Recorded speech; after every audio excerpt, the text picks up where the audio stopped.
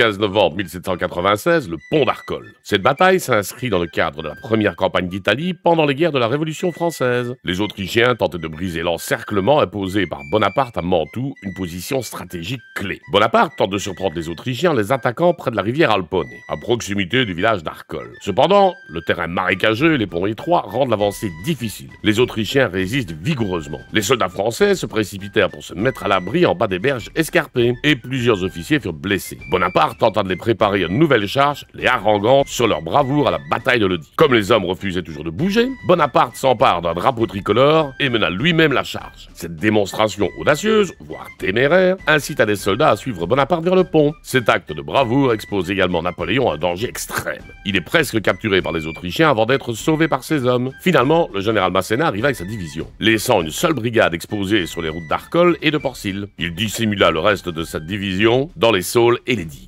La garnison autrichienne d'Arcole tomba dans le piège et sortit plein d'entrain pour attaquer la brigade exposée. C'est à ce moment que Masséna donna le signal et se jeta sur la garnison. Les Autrichiens, surpris, furent facilement abattus et dispersés après avoir subi de lourdes pertes. Au terme de 3 jours de bataille, la victoire française est éclatante. Elle empêche les Autrichiens de lever le siège de Mantoue, elle renforce la réputation de Napoléon comme un stratège audacieux et un leader charismatique. Elle ouvre la voie à la domination française en Italie. L'image de Napoléon brandissant le drapeau sur le pont d'Arcole devient un symbole héroïque de son génie militaire et de son courage personnel.